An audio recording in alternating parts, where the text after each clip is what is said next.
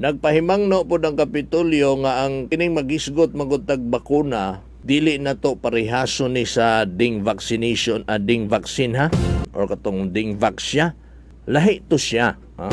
Ang ding vaxya lahi to siya. Dili ta angay mahadlok ani ang atong gobyerno sa nasod Pilipinas perting dako giutang sa World Bank para lang aning bakuna.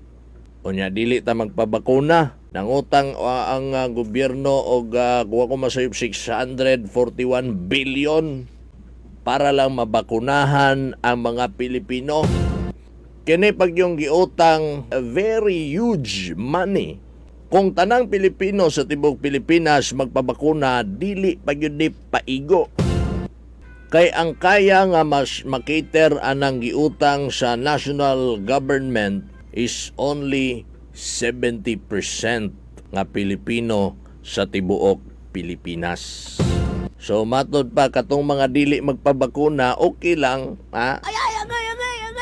Di mo magpabakuna, okay ra pud oy kay dili man pud tanan mabakunahan.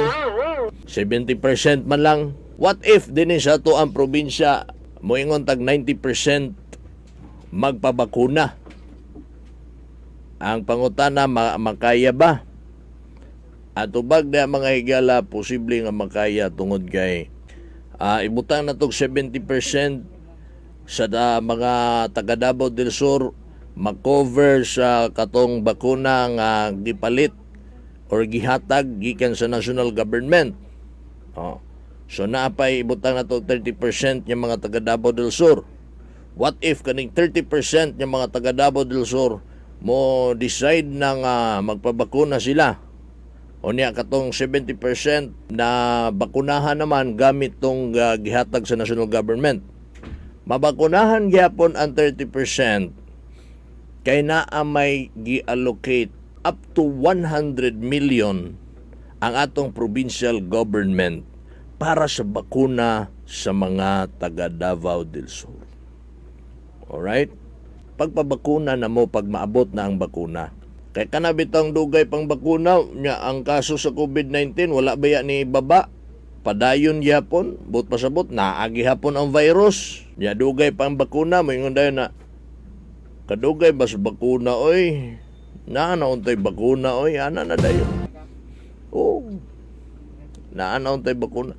Karon niya na, imbinto na ang bakuna, maghadlok-hadlok na hinuon tong uban.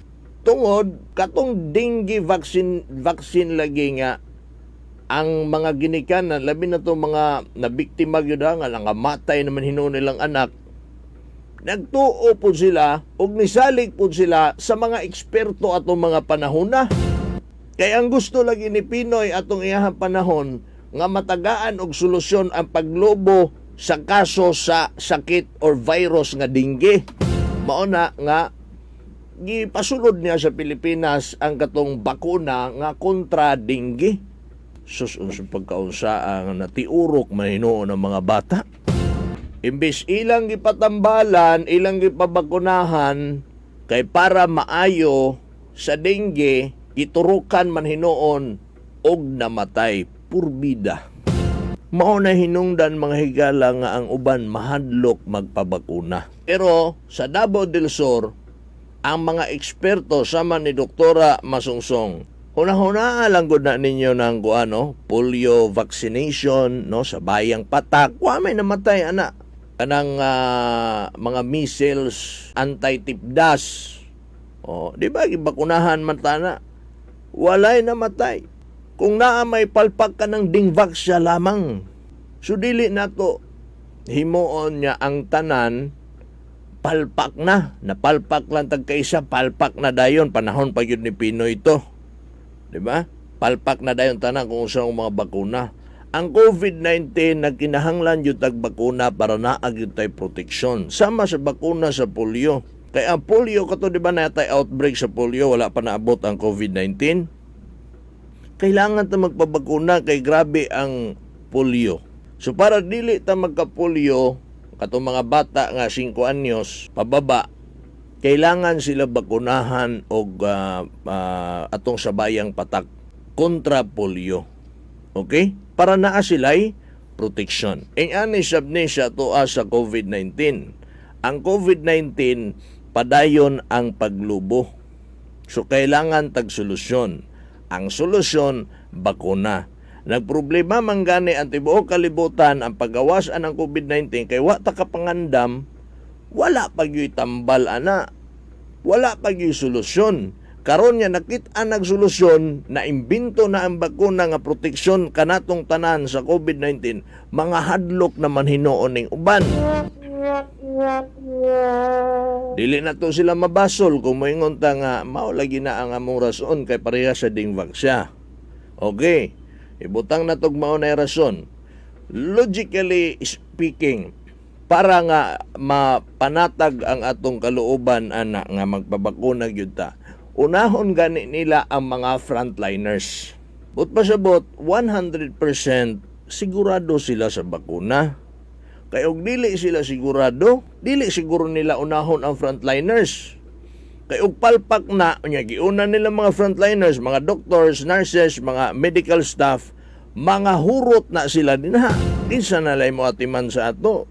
Maunay mga pagpahimangno, pagpahibalo sa mga katawhan nga ang bakuna safe, ang bakuna gikinahanglan, kay mao kani ang solusyon para di ta mga hurot aning COVID-19 simbako. Ayaw kahadlok sa bakuna. Di ba? Kay og palpak pa na, dili siguro nila itugot. Yung si President Duterte nga ako'y mag-una-una din eh. Ako'y bakunahe, turoki ko ninyo diribe. O, kung dili sila sigurado. Pero nga mo ingon man sila nga, sige Mr. President, og gusto ka, okay kayo. Wala gini problema ning bakuna. Unahong gani nila mga doktor no. Unahong gani nila mga frontliners, medical frontliners. Pag musulti gani tag unahong nila ang mga frontliners, daghan man kong klase ng mga frontliners. Ang media frontliners mo po na sila, pero medical frontliners ang unahon pagbakuna.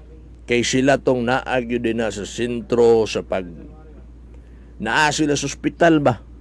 Duol sila sa posibilidad na matakdan. Mo nang unahon sila kay sila man ang atong mga hero. Sila karon ang ato mga manluluwas, ang mga medical frontliners mo nang kailangan nila ang proteksyon. Diba? Did you get my point mga kahigalaan?